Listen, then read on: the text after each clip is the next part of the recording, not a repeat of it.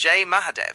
आज हम बात करेंगे गुरु पूर्णिमा के पावन पर्व की, जो इस वर्ष 10 जुलाई गुरुवार को मनाया जाएगा। यह दिन गुरु और शिष्य के पवित्र संबंध को समर्पित एक महापर्व है। गुरु पूर्णिमा भारतीय संस्कृति में ज्ञान, परंपरा और गुरु के प्रति श्रद्धा का प्रतीक है। आइए जानते हैं इस विशेष दिन का पंचांग और इसके गहरे महत्व को।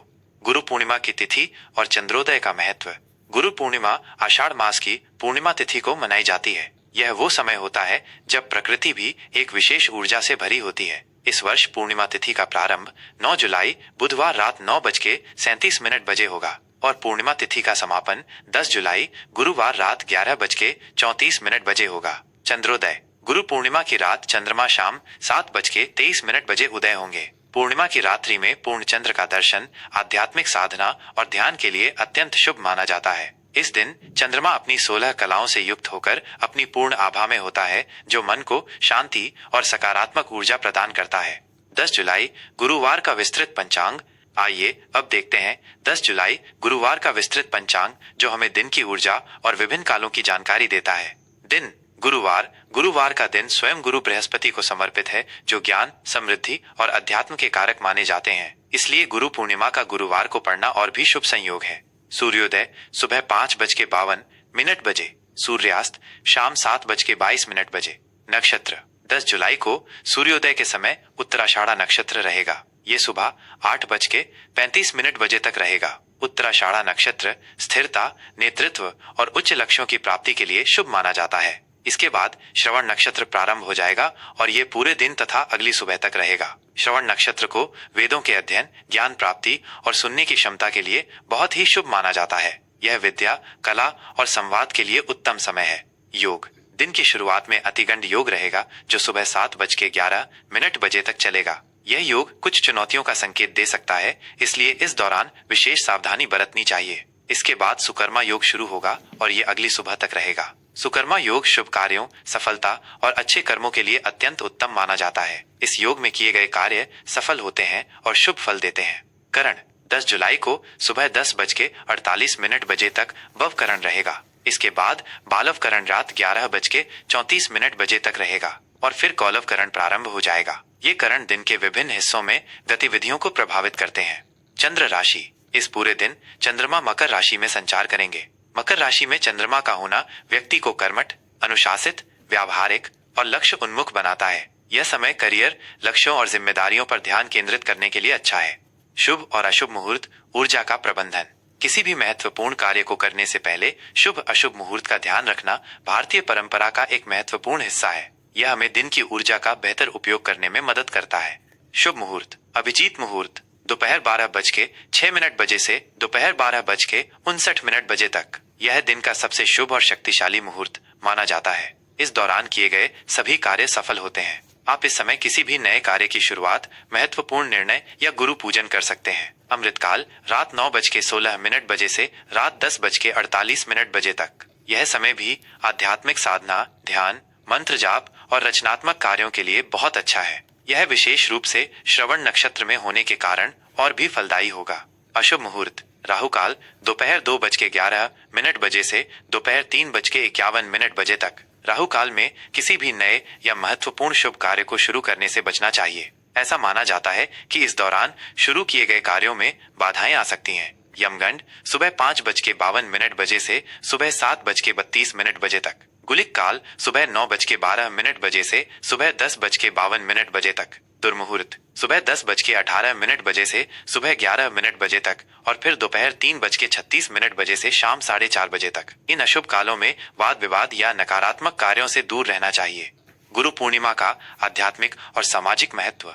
गुरु पूर्णिमा केवल एक धार्मिक पर्व नहीं, बल्कि ज्ञान और कृतज्ञता का पर्व है। ये दिन महर्षि वेद व्यास जी के जन्मोत्सव के रूप में भी मनाया जाता है, जिन्होंने वेदों का संकलन किया और हमें ज्ञान का अक्षय भंडार दिया। गुरु ब्रह्मा गुरु विष्णु गुरुदेवो महेश्वरा, गुरु साक्षात परब्रह्म तस्मै श्री गुरुवे नमः। ये श्लोक गुरु के महत्व को दर्शाता है कि गुरु ही हमें अज्ञान के अंधकार से ज्ञान के प्रकाश की ओर ले जाते हैं। इस दिन आप अपने गुरुओं का चरण स्पर्श कर आशीर्वाद ले सकते हैं, चाहे वे आपके माता पिता हों, शिक्षक हों, आध्यात्मिक गुरु हों या कोई ऐसा व्यक्ति जिसने आपको जीवन में सही राह दिखाई हो। उन्हें अपनी श्रद्धा अनुसार वस्त्र, फल, मिष्ठान या दक्षिणा भेंट कर सकते हैं। ये गुरु के प्रति आपकी कृतज्ञता व्यक्त करने का एक तरीका है। गुरु की दी हुई शिक्षाओं को अपने जीवन में उतारने का संकल्प ले सकते हैं और उनके बताए मार्ग पर चलने का प्रयास कर सकते हैं। मंदिरों में जाकर या घर पर ही गुरु मंत्रों का जाप कर सकते हैं, जैसे ओम गुरुवे नमः या ओम ब्रह्म बृहस्पतये नमः। ज्ञान का दान करना या जरूरतमंदों को दान पुण्य करना भी इस दिन बहुत शुभ माना जाता है, क्योंकि ज्ञान का प्रसार ही गुरु के प्रति सच्ची श्रद्धांजलि है। गुरु पूर्णिमा का यह पावन पर्व आपके जीवन में ज्ञान, शांति, समृद्धि और गुरु का आशीर्वाद लाए। नमस्ते। आज हम बात करेंगे गुरु पूर्णिमा के पावन पर्व की, जो इस वर्ष 10 जुलाई गुरुवार को मनाया जाएगा। यह दिन गुरु और शिष्य के पवित्र संबंध को समर्पित एक महापर्व है। भारतीय संस्कृति में गुरु को ब्रह्मा, विष्णु और महेश के समान माना गया है, क्योंकि गुरु ही हमें अज्ञान के अंधकार से ज्ञान के प्रकाश की ओर ले जाते हैं। गुरु पूर्णिमा ज्ञान परंपरा और गुरु के प्रति हमारी असीम श्रद्धा और कृतज्ञता का प्रतीक है। आइए इस विशेष दिन के महत्व और गुरु परंपरा की गहराई को विस्तार से समझते हैं।